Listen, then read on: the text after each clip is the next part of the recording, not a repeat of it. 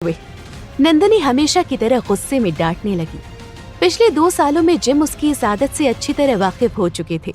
उसने हंसकर कहा, अच्छा तो तुम्हें मेरी याद आ रही है? हाँ, मुझे आपकी याद आ रही है। अब मैं और दूर नहीं रह सकती। इससे अच्छा हम लंदन में थे, कम से कम साथ में ऑफिस में काम तो करते थे। कम ऑन, मुझे आप अपने आने की टाइमिंग बताइए। मुझे कुछ स्पेशल करना है। और कौन है वो इंसान जिसने मेरे हस्बैंड को मुझसे दूर किया है? इस बात के लिए तुम्हें गौरव को डांटना होगा। मैं पिछले 2 दिन से उसी के साथ मीटिंग में बिजी था। कोई बात नहीं, अभी 2-3 घंटे में पहुंच जाऊंगा। फिर अपनी सारी शिकायतें दूर कर लेना। चलो रखता हूँ, आकर बात करता हूँ। नंदिनी से बात करके जिम ने कॉल कट कर दिया। जिम से बात करने के बाद नंदिनी का चेहरा उतर गया तो वहीं आर्य के चेहरे पर कड़वाहट भरी मुस्कान आ गई। Everything is crystal clear Mrs Watson. Shivi ने पहले ही गौरव मलिक की बातों को सुन लिया था। वो किसी का मर्डर प्लान कर रहे थे और हो ना हो वो शिवी है और अब वो उन लोगों के पास कैद है। आर्य की बात सुनकर नंदिनी फिर से रोने लगी। बस यही वजह थी कि मैं शिवी को इन सबसे दूर रखना चाहती थी। वो बहुत जिद्दी है, कुछ समझती नहीं। अभी इस बात पर डिस्कशन करने का टाइम नहीं है। अब आप पर डिपेंड करता है कि आप इन चीजों को कैसे हैंडल करती हैं। अभी आपने सब कुछ काफी अच्छे से हैंडल किया है, तो आगे भी कीजिएगा।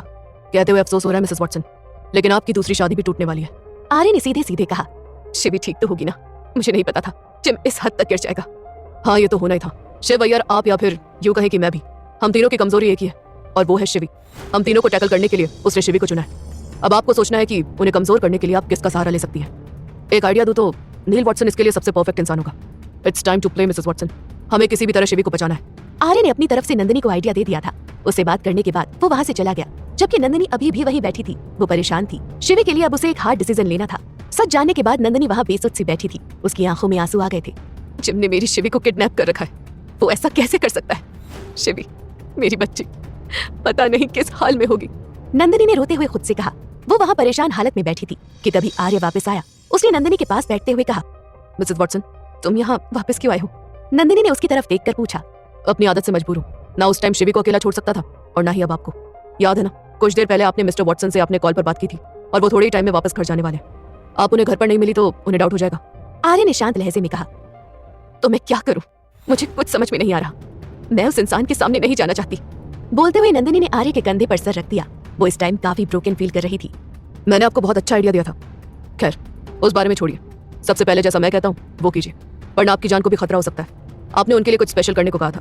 घर जाइए और जाते टाइम रेस्टोरेंट से खाना और कुछ और चीजें ले लीजिएगा ताकि उन्हें शक ना हो। आर्य ने कहा। नंदिनी ने उसकी बात पर हामी भरी। फिर उसने एक नजर आर्य की आंखों में देखा। इतनी परेशानी के बावजूद उसकी आंखों में एक ठहराव था। मेरी शिवी को हमेशा खुश रखना। नंदिनी ने हल्का मुस्कुरा कर कहा, जरूर। प्लीज मेरी बात को गौर से सोचिएगा। अब नील ही हमें इस मुसीबत से निकाल सकता है। मैंने उसे हमेशा अपनी बेटी की तरह समझा है। वो इनोसेंट है, हमेशा जिम से दूर रहा। क्या उसे इन्वॉल्व करना जरूरी है? नंदिनी ने हिचकिचा कर पूछा। मेरी शिवी भी बहुत इनोसेंट है। हाँ, वो थोड़ी अलग है, इसलिए सच के लिए लड़ पड़ती है।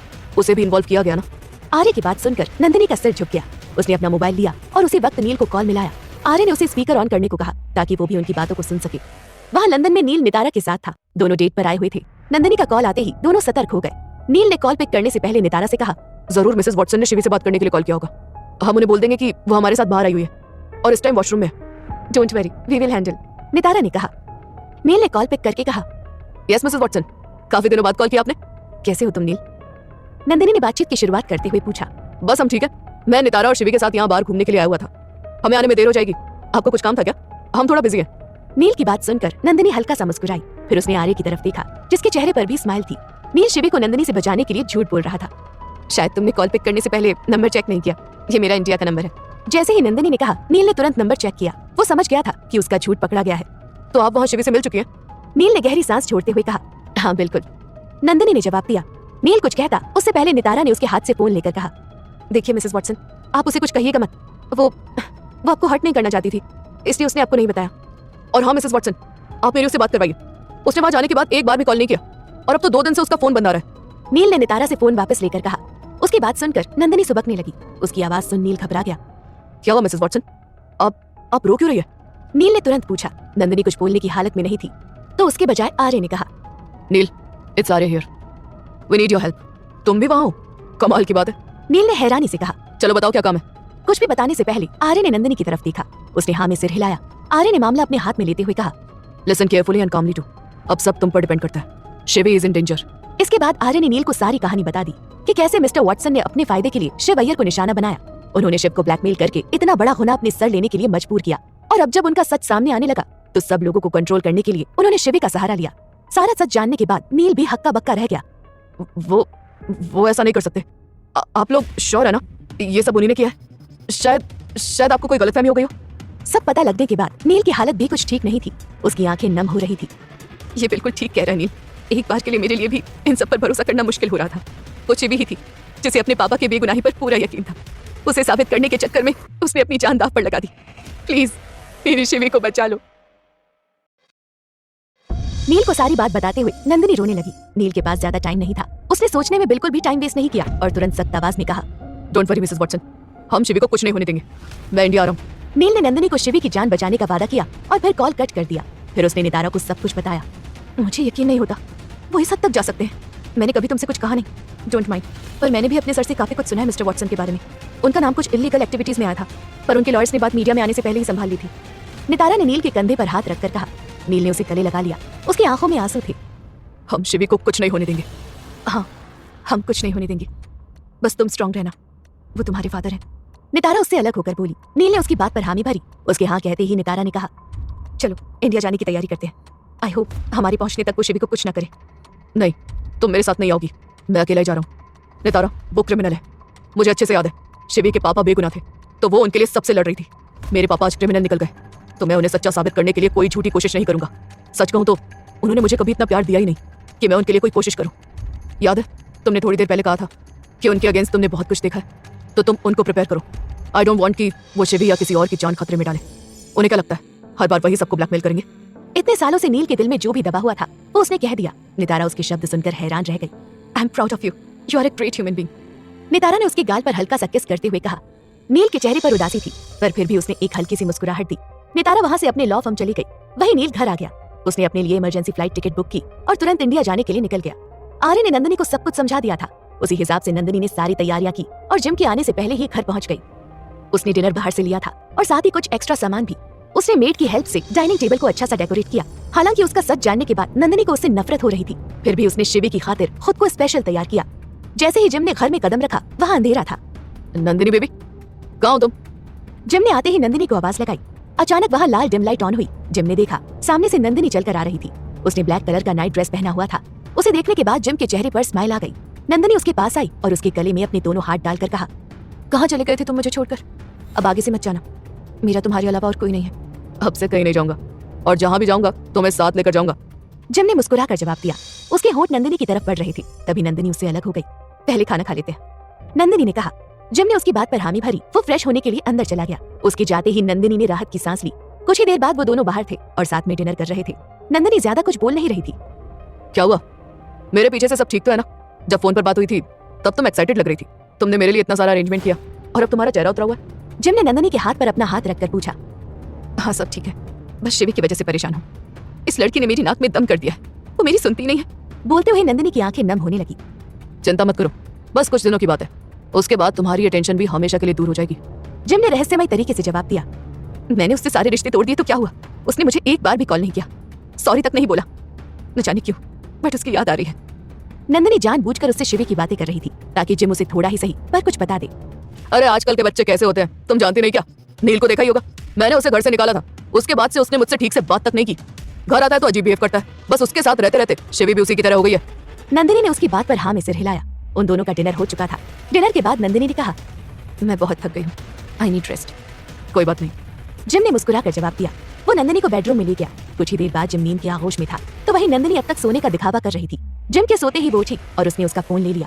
वो ये देखकर हैरान थी कि आज जिम के फोन का पासवर्ड चेंज था और वो उसे अनलॉक नहीं कर पा रही थी। उसने मोबाइल वापस वहीं रख दिया और जिम की तरफ हैरानी से देखने लगी। आई वॉज विशिंग आर्य ने जो भी कहा था वो झूठ हो। तुम्हारा फोन का पासवर्ड चेंज करना इस बात का सबूत है कि तुमने मेरी बेटी को कैद कर रखा है। शिव के जाने के बाद मैं कभी अच्छी माँ नहीं बन पाई। बस एक बार मुझे मेरी बेटी वापस मिल जाए, उसके बाद मैं तुम्हें छोड़ूंगी नहीं। नंदिनी ने अपने मन में सोचा और वहीं लेटकर सोने की कोशिश करने लगी।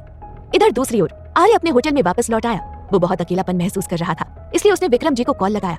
उसने उन्हें यहाँ जो भी हुआ था उन सब के बारे में बताया। इतना सब कुछ हो गया और तू मुझे अब बता रहा? अरे कब तक तू सब कुछ अकेला सहता रहेगा? विक्रम जी ने दुखी होकर पूछा। पता नहीं दादू, पर अब मैं भी थक गया हूँ। आई डोंट नो क्या होगा, पर मुझे एक नॉर्मल लाइफ बितानी है अपनी शिवी के साथ। आर्य ने उदास होकर जवाब दिया। तूने आज तक किसी का बुरा नहीं किया है तो ऊपर वाला भी तेरा बुरा नहीं करेगा। वाहे गुरु पर यकीन रख, सब अच्छा होगा। कुछ समझ नहीं आ रहा दादू, मैंने आज से पहले खुद को इतना होपलेस कभी फील नहीं किया। जब मुझ पर और एली पर अटैक हुआ था तब मुझे लगा मैं कोई बुरा सपना देख रहा हूँ और ये सब ठीक हो जाएगा। मुझे तो ठीक से होश तक नहीं था, पर यहाँ मुझे हर एक चीज फील करनी पड़ रही है। ये एक्सपीरियंस करना बहुत बुरा है। बोलते हुए आर्य की आंखों में आंसू आ गए। इस वक्त उसका कोई अपना नहीं था जो उसके आंसू पोंछकर उसे शांत करवा सके। उसके रोने की आवाज सुनकर विक्रम जी उदास ना हो जाए, इसलिए आर्य ने कॉल कट कर दिया। तो वहीं उसे इस तरह टूटा हुआ देखकर विक्रम जी की हिम्मत भी टूट रही थी। वो गिरने वाले ही थे कि आशुतोष ने उन्हें संभाल लिया। पापा संभाल कर, आप अब ठीक है ना? मैं हॉस्पिटल कॉल करूं? आशुतोष ने पूछा। उन्होंने विक्रम जी को सोफे पर बिठाया और तुरंत उनके लिए पानी लेकर आए। मुझे आर्य के पास जाना है, उसे मेरी जरूरत है, विक्रम जी ने भरी आवाज में कहा।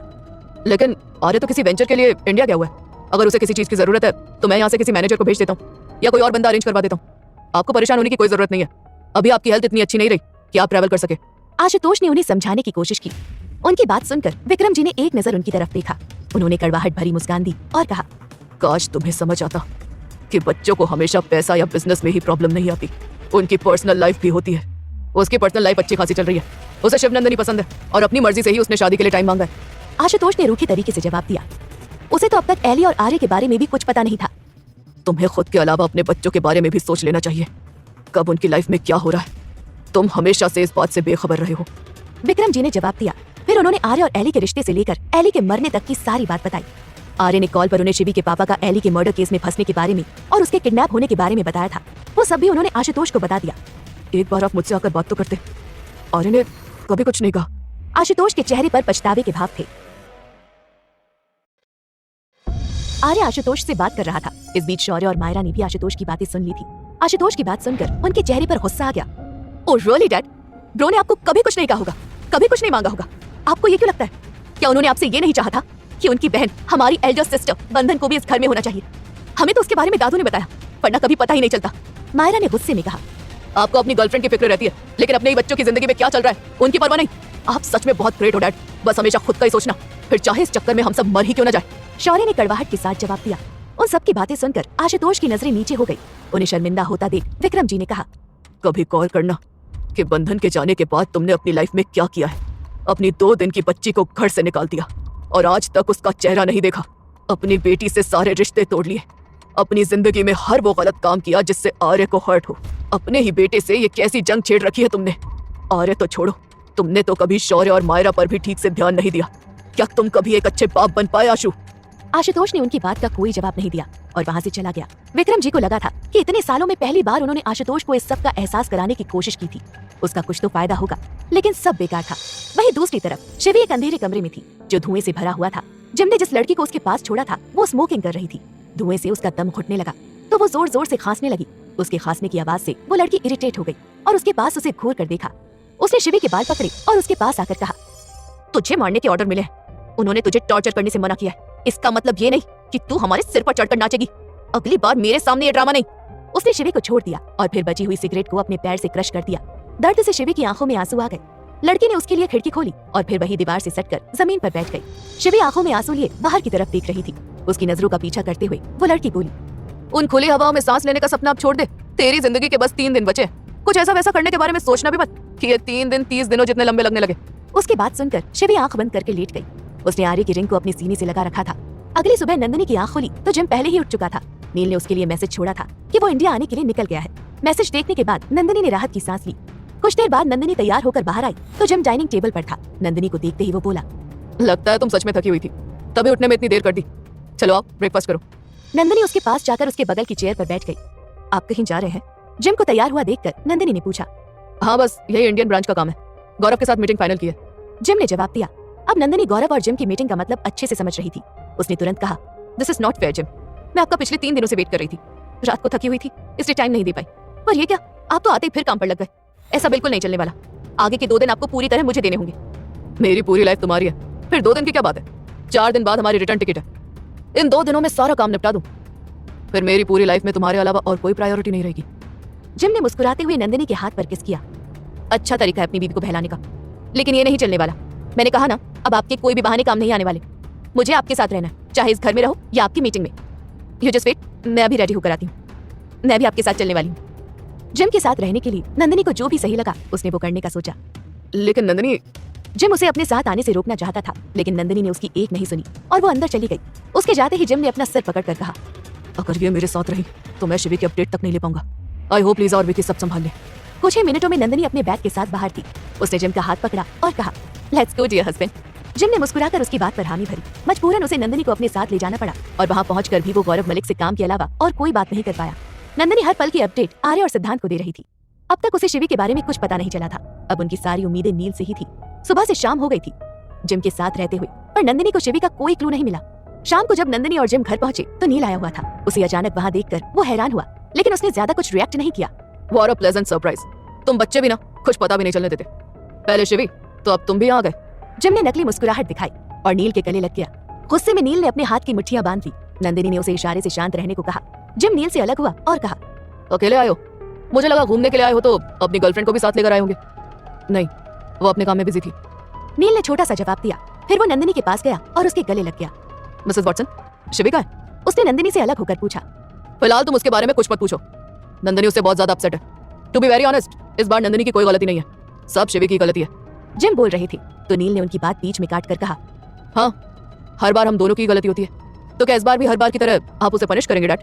ये तुम कैसी बातें कर रहे हो? हम इतने टाइम बाद मिल रहे हैं, फिर भी तुम मुझे घर से निकालने के लिए टोंटी मार रहे हो।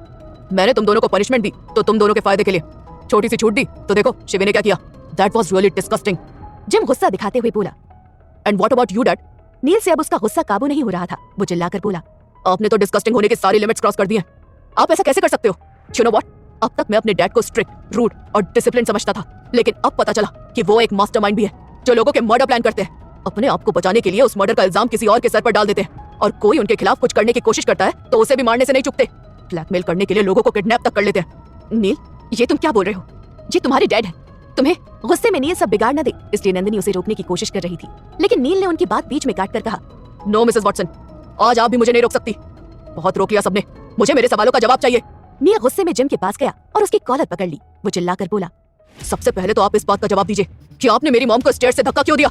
इतना भी क्या गुस्सा जिम वॉटसन कि अपनी ही वाइफ के बारे में ना सोचो? तुम अपनी लिमिट क्रॉस कर रहे हो, छोड़ो मुझे। जिम ने नील को खुद से अलग करने की कोशिश की, पर उसने उन्हें कसकर पकड़ रखा था।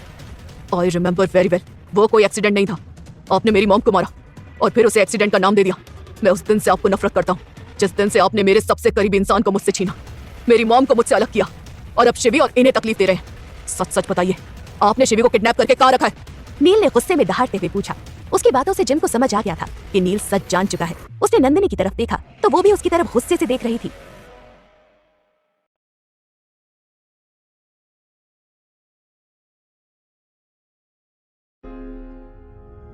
आज अगर मुझे ये नौकरी नहीं मिली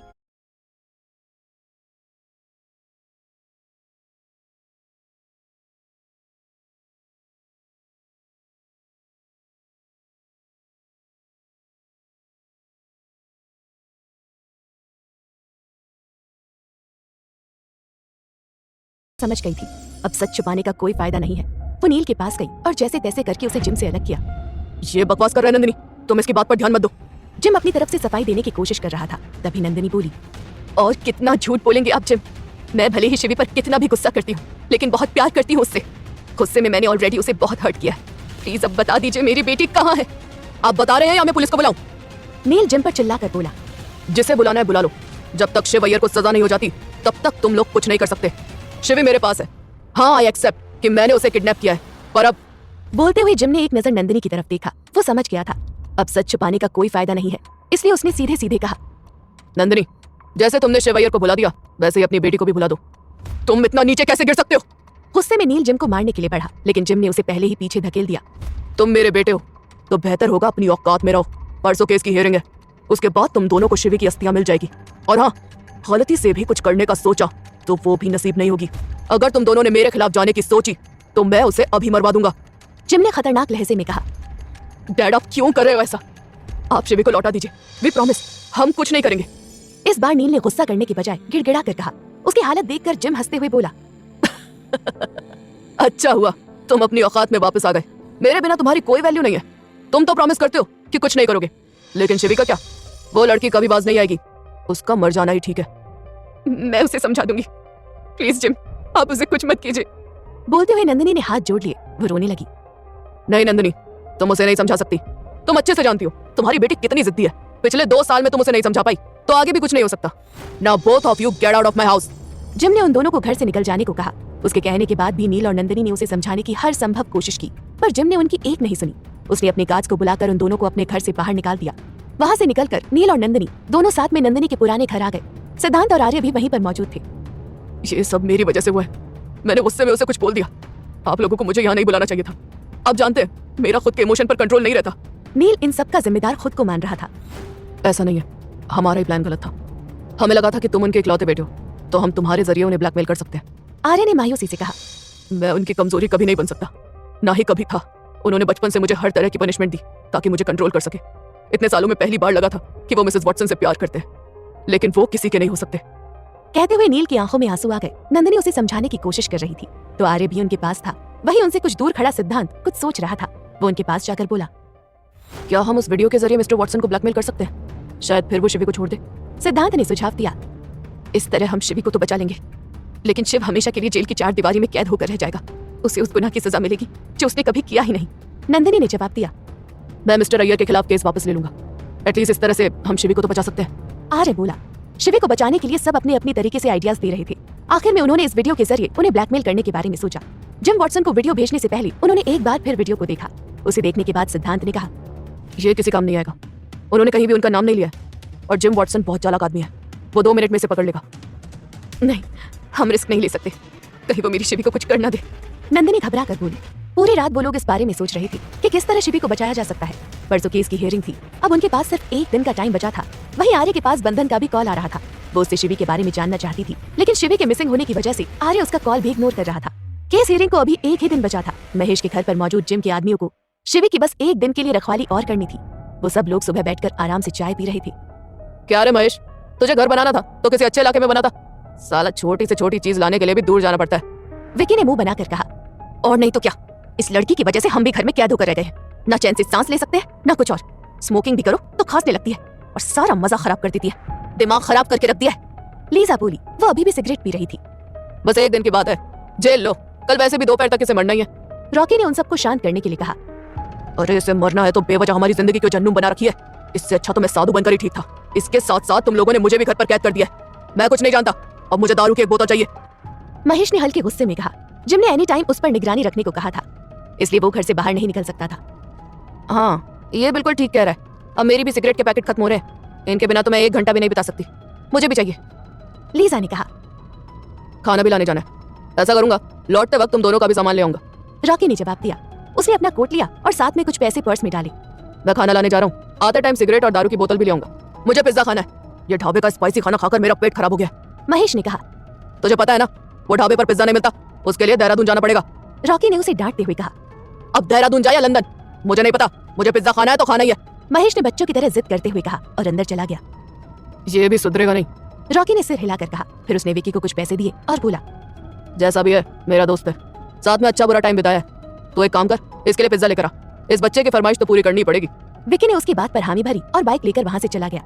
वहीं वहां से निकलने से पहले रॉकी ने लीजा से कहा, देख महेश मेरा दोस्त है, इसलिए मैं उसे सबसे ज्यादा बेहतर तरीके से जानता हूँ। जब तक हम ना आ जाए, उस लड़की पर पूरी निगरानी रखना। महेश उसके आसपास नहीं भटकना चाहिए। पूरी बात समझाने के बाद रॉकी वहां से निकल गया। वो घर से बाहर निकला तो उसने देखा कि उनके घर के सामने मौजूद हॉस्पिटल में डॉक्टर्स की टीम आई हुई थी। वहां आज काफी लोग इकट्ठा थे जो अपना फ्री में इलाज करवा रहे थे। आज तो यहाँ अच्छी खासी भीड़ है, खास ध्यान रखना पड़ेगा। रॉकी ने अपना सिर हिलाया और वहां से बाइक लेकर खाना लेने के लिए चला गया।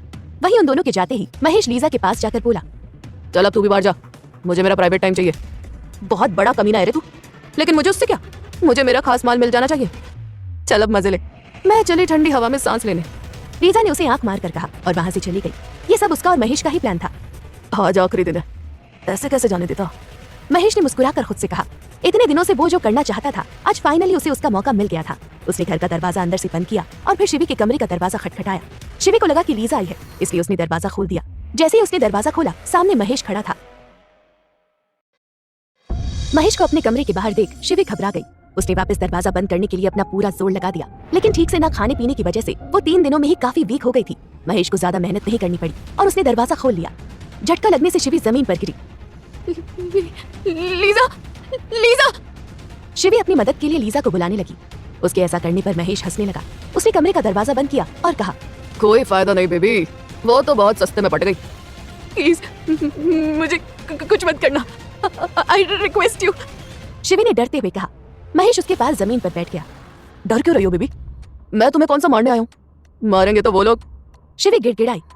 तुम बाहर चले जाओ प्लीज, मेरे पास बस एक दिन बचा है, उसे तो चैन से जी लेने दो। ये इस तरह से? बोलते हुए महेश ने कमरे में नजर दौड़ाई। कमरा काफी गंदा था। लीजा ने उसे जली हुई सिगरेट और शराब की बोतल से गंदा कर रखा था। तुम जैसा सोच रही हो मैं ऐसा कुछ करने नहीं आया हूँ। महेश की बात सुन शिवी हैरानी से उसकी तरफ देखने लगी। उसकी नजरों को पढ़ते हुए महेश बोला, हाँ मैं सच बोल रहा हूँ, चलो यहाँ से भाग चलते हैं कहीं दूर, जहाँ कोई जिम वॉटसन नहीं होगा, ना ही गौरव मलिक और ना कोई और जो तुम्हें तकलीफ दे। क्या तुम मुझे यहाँ से निकालने आए हो? शिवी ने उम्मीद भरी नजरों से उसे देखते हुए पूछा। हाँ बिल्कुल, हम दोनों यहाँ से कहीं दूर चलकर अपना नया आशियाना बनाएंगे, जहाँ तुम, मैं और हमारे छोटे छोटे बच्चे होंगे, बिल्कुल तुम्हारी तरह खूबसूरत। बोलते हुए महेश ने शिवी के चेहरे से बालों को हटाया। जैसे ही महेश ने अपनी बात पूरी की, शिवी जोर जोर से रोने लगी। तुम रो क्यों रही हो? मैं तुम्हें बचाने आया हूँ और तुम हो कि? खैर छोड़ो, चलो चलते हैं। महेश ने शिवी का हाथ कसकर पकड़ा और उसे वहां से उठाने लगा। मुझे कहीं नहीं जाना है, शिवी ने उसका हाथ झटक कर कहा। उसके ऐसा करने पर महेश ने गुस्से में उसके गाल पर एक कसकर तमाचा लगाया। शिवी की आंखों में आंसू थे और उसके होंठों के कोने से खून निकलने लगा। तुम ना मेरे प्यार के लायक नहीं हो, सोचा था प्यार से रखूंगा और अब मैं सिर्फ अपनी इज्जत पूरी करूंगा। मुझे जो चाहिए वो तो मुझे मिल ही जाएगा, बाकी मेरा प्यार ठुकराने का अंजाम तुम भुगतोगी बेबी। महेश ने गुस्से में कहा। शिवी जल्दी से उठकर जाने लगी। तभी महेश ने उसके कपड़ों को पकड़कर खींचा। उसने कुर्ता पहना था जो खींचने की वजह से एक साइड से फट गया। नहीं शिवी, तू हार नहीं सकती, तुझे अपने लिए लड़ना होगा, शिवी ने बुदबुदा कर कहा। उस स्थिति में भी उसने हार नहीं मानी। उसने महेश को धक्का दिया और वहां से बॉटल उठाकर उसके सिर पर दे मारी। वो जल्दी से उठकर दरवाजा खोलने लगी। तेरी तो। महेश तेजी से उठा और एक बॉटल उठाकर शिवी के सिर पर दे मारी। शिवी दर्द से चिल्लाई। बॉटल का टूटा हुआ हिस्सा अभी भी महेश के हाथ में था। तुझे पता है, उस लड़की को भी उस रात मैंने ऐसे ही मारा था। बोलते हुए उसने टूटी हुई बॉटल शिवी के पैर में फूंक दी। शिवी जमीन पर पड़ी दर्द से करा रही थी। उसके पैर में बॉटल धंस गई और वहां से खून निकल रहा था। बस उस रात वो बॉटल उसके पेट में मारी थी और तेरे पैर में। उससे मेरा कोई लेना देना नहीं था, लेकिन तुझसे है। महेश ने शिवी के बाल पकड़े और उसे घसीटते हुए बेड के पास ले जाने लगा। वो कुछ कर पाता तभी कमरे का दरवाजा कोई बाहर से जोर जोर से खटखटाने लगा। महेश बाबू, दरवाजा खोलो जल्दी। बाहर से लीजा की आवाज आई। तेरी किस्मत अच्छी है, लेकिन इतनी भी नहीं कि तू मुझसे बच सके। महेश ने शिवी को वहीं छोड़ा और जल्दी से बाहर आया। जल्दबाजी में उसने कमरे का दरवाजा थोड़ा खुला छोड़ दिया। क्या रे, क्या दिक्कत है तुझे? उन लोगों को आने में अभी 2 घंटे का टाइम है, लेकिन बीच में तुझे डिस्टर्ब करना होता है। महेश गुस्से में लीजा पर चिल्लाया। थोड़ा धीरे बोलो, काम था तभी आई हूँ, लीजा ने दबी आवाज में कहा। इतने दिनों तक तो उस सुनसान पड़े हॉस्पिटल में कोई नहीं आया और आज अचानक पता नहीं कैसे डॉक्टर की टीम आ गई। उन लोगों का थोड़ा सामान है जो वो यहाँ रखना चाहते हैं। मैंने मना भी किया, लेकिन जिद कर रहे हैं, बोल रहे हैं भलाई का काम है। लीजा महेश को बाहर की सिचुएशन समझा ही रही थी कि उन्होंने देखा कि डॉक्टर अंदर की तरफ आने लगी। अंदर शिवी को उनकी आवाज आ रही थी। तभी उसे एक जानी पहचानी आवाज सुनाई दी। कितना सोचते हो आप लोग? एक तो हम अपना सारा काम छोड़कर इतनी दूर इस गांव में अस्पताल को फिर से शुरू करने का सोच कर आए हैं और आप हमारी इतनी भी मदद नहीं कर सकते? बस थोड़ा सा ही तो सामान है। ये बंधन थी जो अपनी टीम के साथ वहां आई हुई थी। ठीक है रख लो, लेकिन सिर्फ एक कमरा इस्तेमाल कर सकते हो, बाकी खाली नहीं है, महेश ने जवाब दिया। वो उन लोगों के साथ बहस करके टाइम वेस्ट नहीं करना चाहता था। हाँ बस 15 मिनट लगेंगे, आप हमें कमरा बता दीजिए, बंधन के साथ वाली लड़की बोली। महेश ने उन्हें शिवी के कमरे से दूर एक कमरा बता दिया। उसके कहते ही बंधन ने इशारा किया तो 1-2 मेल डॉक्टर और आ गए। उनके हाथ में सामान था। बाहर एक डॉक्टर सामान बाहर निकालने के लिए उनकी हेल्प कर रहा था। बंधन और उसके साथ वाली डॉक्टर सामान अंदर रखने में मदद कर रहे थे। महेश बाहर खड़ा उन पर नजर बनाए हुए था। उसने लीजा को शिवी के कमरे के आगे छोड़ दिया ताकि उन लोगों की नजर वहां न पड़े। अंदर शिवी ने अपने पैर में चुभी बोतल निकालने की कोशिश की तो उसके मुंह से हल्की चीख निकल गई। उसे बहुत दर्द हो रहा था, इसलिए वो उसे निकाल नहीं पाई। तो वहीं सामान रखने आ रही बंधन को उसकी चीख सुनाई दी। उसने कमरे की तरफ देखा तो लीजा उसे देखकर मुस्कुराने लगी। लीजा के हाथ में मोबाइल था। उसका ध्यान उन सब की तरफ था, लेकिन वो फोन यूज करने का दिखावा कर रही थी। उसने बंधन की तरफ मुस्कुरा कर देखा और कहा, आजकल लोग नेम और फेम के लिए कैसे कैसे वीडियो बनाते हैं। हाँ बस पूछिए मत, आजकल की जनरेशन इन्हीं में लगी रहती है। उनकी सुबह इंस्टाग्राम के साथ होती है तो रात पब में पार्टी करते हुए। बंधन ने जवाब दिया। उसके हाथ में एक बॉक्स था। वो सामने के कमरे में सामान रखने चली गई। दूसरे कमरे में आते ही उसके चेहरे के भाव सीरियस हो गए। उसने अपने पास बैठे साथी डॉक्टर का हाथ पकड़ा और तभी आवाज में कहा, अब मैं जो भी कहने जा रही हूँ उस पर रिएक्ट मत करना नित्या।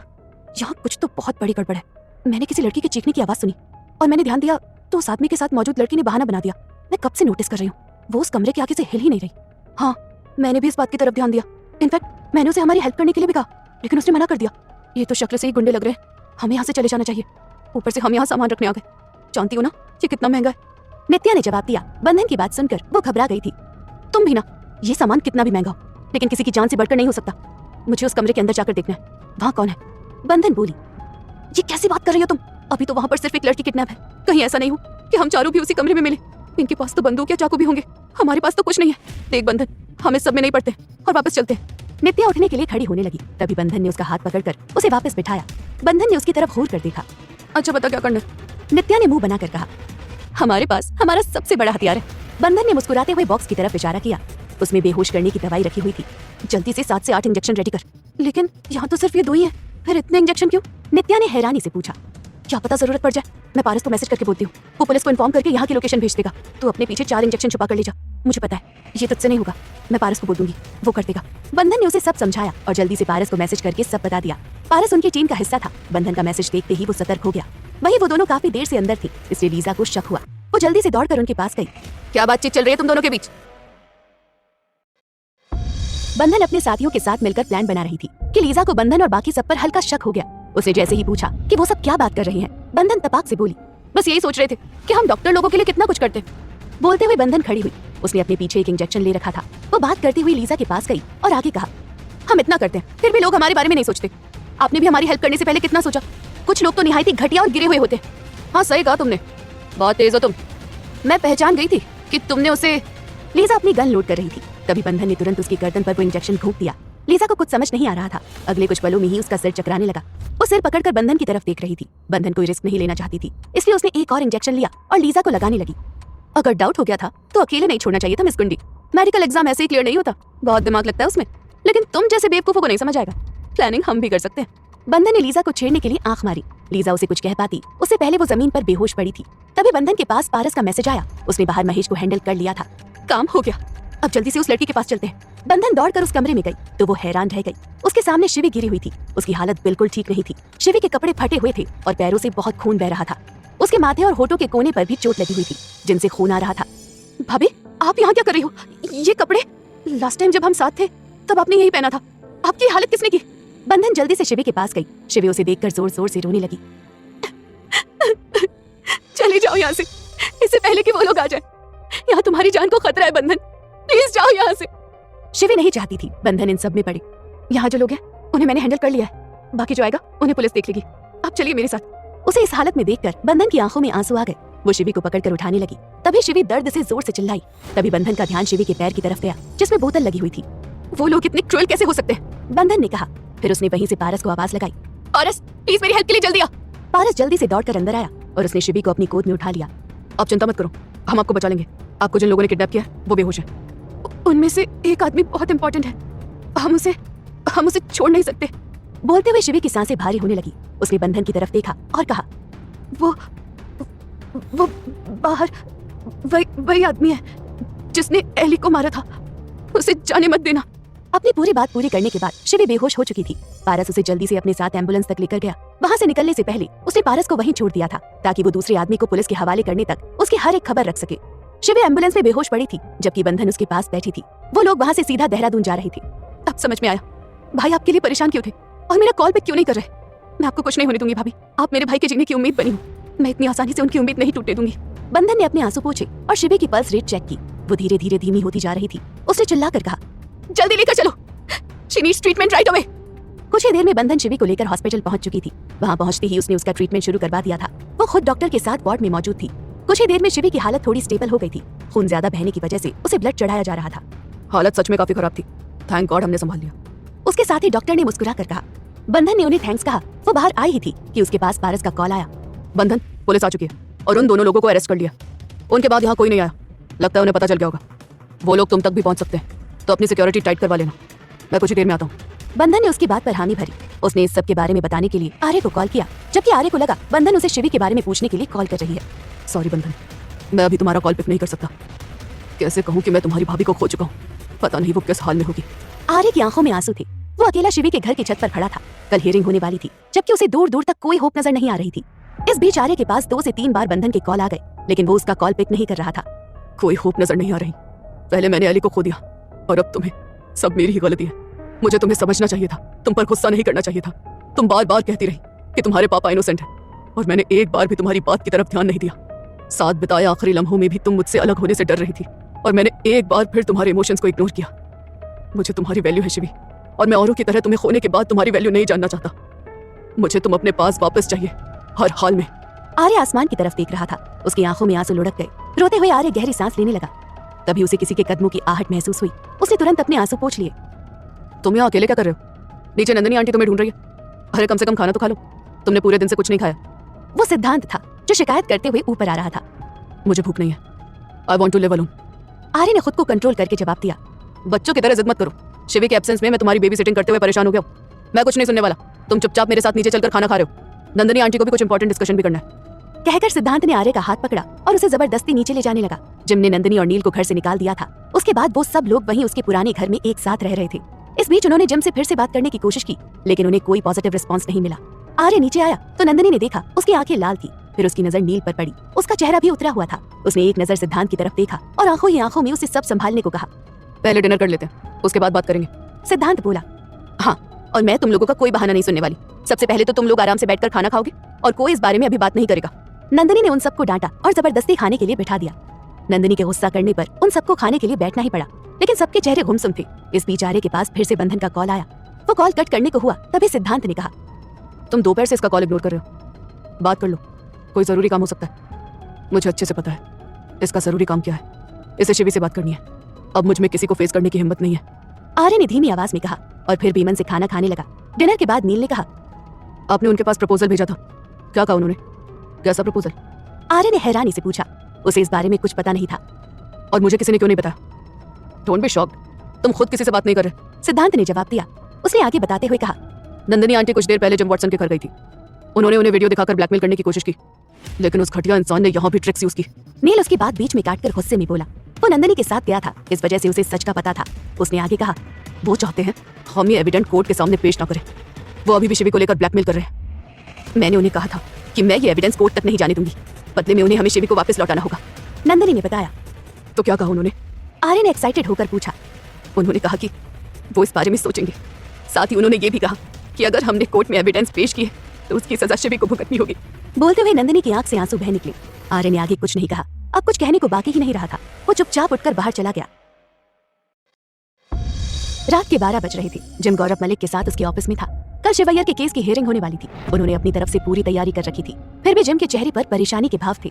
उसे परेशान देखकर गौरव ने कहा, सर जी क्यों चेहरा उतार रखा है? अय्यर की हिम्मत नहीं है कि वो हमारे खिलाफ जाए। जाने की सोचेगा भी तो हमारे पास उसका इलाज है।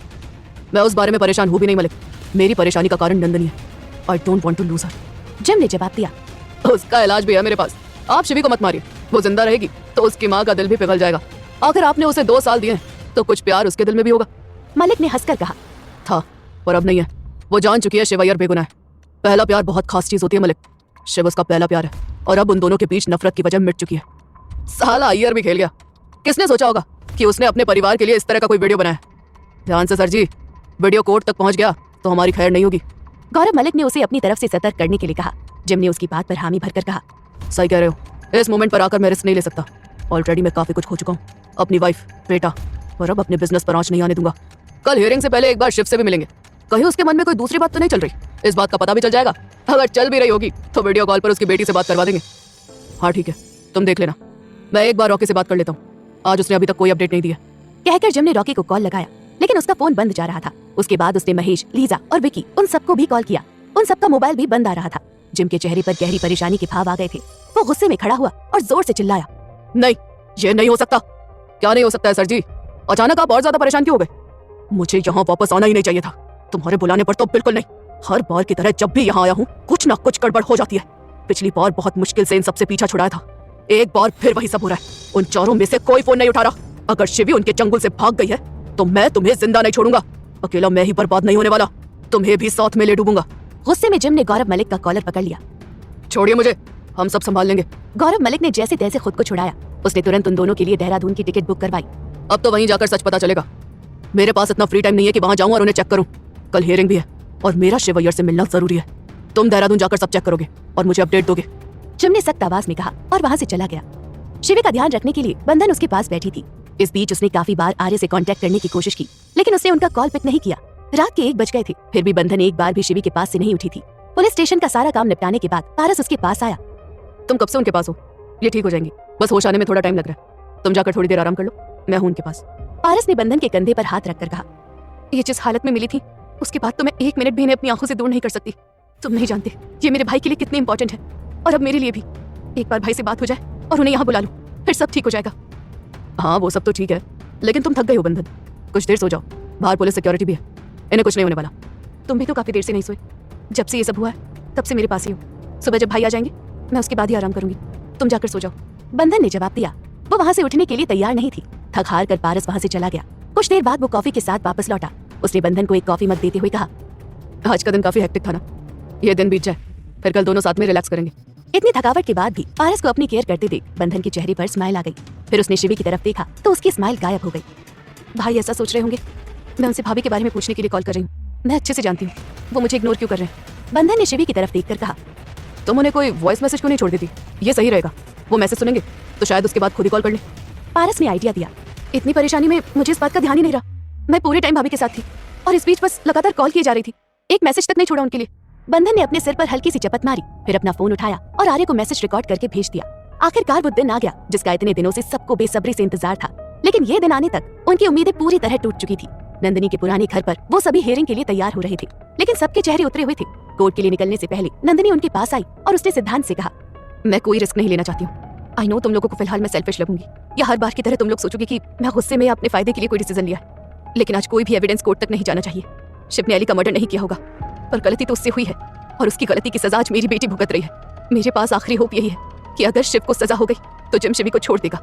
मैं कैसे भी करके उसको मना लूंगी, चाहे मुझे खुद को ही दाव पर क्यों ना लगाना पड़े। मैं अपनी बेटी की जान के आगे शिव के बारे में नहीं सोचूंगी।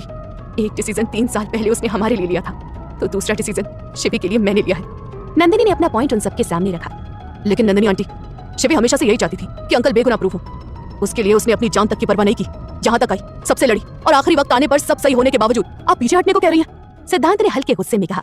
उसे नंदिनी का डिसीजन मंजूर नहीं था। मुझे इन सबसे कोई फर्क नहीं पड़ता, मुझे मेरी बेटी सही सलामत चाहिए, वो भी जिंदा। नंदिनी ने छोटा सा जवाब दिया और वहां से चली गई। जाने से पहले सिद्धांत ने एक नजर नील की तरफ देखा। उसने धीमी आवाज में कहा, मिसेस वॉटसन इज राइट, गलती उनकी नहीं रही होगी, पर उन्होंने गलत का साथ दिया था। रीजन चाहे जो भी हो, तुम्हें शिवी के लिए ये केस हार नहीं होगा सिद्धांत। नील पूरी तरह नंदिनी से सहमत था। उसने अपना फैसला बताया और फिर नंदिनी के पीछे पीछे वो भी वहां से जाने लगा। इन सब के बीच आर्य और सिद्धांत बिल्कुल चुप थे। आर्य ने कुछ नहीं कहा तो सिद्धांत उस पर झल्ला कर बोला, हाँ तुम भी कह दो कि तुम्हें तुम्हारी शिवी चाहिए। किसी को हम दोनों की मेहनत की कोई वैल्यू है भी या नहीं, बस हर कोई अपना डिसीजन थोपने पर तुला है। तुम भी बता दो मुझे क्या करना है, जो तुम्हें ठीक लगे वो करो। आर्य ने कंधे उचकाकर जवाब दिया और वहां से चला गया। उसने अपना फोन बंद कर लिया था क्योंकि बंधन उसे बार बार कॉल कर रही थी। हियरिंग से पहले जिम वॉटसन कोर्ट के बाहर खड़ा था। उसके सामने आर्य, नील और नंदिनी थे। उन्हें देखकर नील ने गुस्से में अपनी नजरें फेर ली, जबकि आर्य इधर उधर देखते हुए सिद्धांत के आने का इंतजार कर रहा था। जिम और नंदिनी का आई कांटेक्ट बना हुआ था। नंदिनी ने जिम की आंखों में देखते हुए कहा, मेरी बेटी को कुछ मत करना, वरना आई स्वेयर मैं तुम्हें छोड़ूंगी नहीं। यही तो मैं चाहता हूँ कि तुम मुझे कभी ना छोड़ो। जब तक तुम मेरे साथ रहोगी तब तक तुम्हारी बेटी सेफ रहेगी। जिम ने तिरछी मुस्कुराहट देकर कहा, आप पूरी उम्र सबको ब्लैकमेल करते रहना, आपसे कुछ और उम्मीद की भी नहीं जा सकती। नील ने गुस्से में कहा और वहां से अंदर चला गया। जिम ने वहां से जाने से पहले एक नजर आर्य की तरफ देखा। उसने आर्य के पास आकर कहा, I feel pity for you, you don't need to be mister Watson. Arya ने मुस्कुराकर जवाब दिया, अभी तुम नहीं समझोगे, लेकिन थोड़ी देर बाद सब समझ आ जाएगा। मुझे तो सोचकर ही तुम पर दया आती है। जब तुम उसे अपनी आंखों के सामने मरते देखोगे तो कैसा लगेगा, शायद ठीक वैसा ही जैसे अली को मरते देखकर लगा था। जिम आर्य को उकसाने के लिए बोल रहा था, इतने कैसे गिर सकते हो तुम? दया तुम्हें मुझ पर नहीं खुद पर आनी चाहिए। कुछ पैसों के लिए तो तुम एक दिन खुद को भी बेच दोगे। आर्य के चेहरे पर गुस्सा उतर आया। ये बड़ी बड़ी इसलिए बातें कर रहे हो क्योंकि तुम्हें सब कुछ थाली में सजा सजाया मिला। तुम्हारा बाप पैसे वाला है, उसने तुम्हें कभी किसी चीज की कमी नहीं आने दी, फिर भी मैंने सब कुछ अपने दम पर खड़ा किया। इस चीज को आप जैसे खटिया लोग कभी नहीं समझ पाओगे। आर्य ने जिम की बात बीच में काटकर कहा। उन दोनों के बीच कोल्ड वॉर चल रहा था। तभी सिद्धांत वहां पहुंचा। इनसे बहस करने का कोई फायदा नहीं है, हियरिंग शुरू होने वाली है, हमें अंदर चलना चाहिए। नंदिनी ने मिस्टर वॉटसन को वहीं छोड़ दिया। आर्य और सिद्धांत भी उससे दूर जाकर खड़े हो गए। जिम अभी भी वहीं था और शिव अय्यर के आने का इंतजार कर रहा था। तभी उसकी नजर पुलिस की वैन पर पड़ी जिसके अंदर शिव को लाया जा रहा था। उन्हें देखते ही उसने अपने कदम उस ओर बढ़ा दिए। मुझे इससे अकेले में बात करनी है, जिम ने एक ऑफिसर से कहा। उसने कांस्टेबल को इशारा किया और उनसे थोड़ा दूर खड़े हो गए। जिम शिव के पास आ गया और बिल्कुल धीमी आवाज में कहा, लगता है 3 साल पुरानी बातों को भूल गए हो तुम। तुमने अपने परिवार के लिए वीडियो बनाकर छोड़ा, वो भी बिना मेरी परमिशन के। चलो तुम्हारी इस गलती को मैं इग्नोर कर देता हूँ, पर आज कोर्ट में तुम्हारा स्टेटमेंट बदला तो जेल में तुम तक उनके मरने की खबर पहुंच जाएगी। जिम किस हद तक जा सकता था शिव इस बात को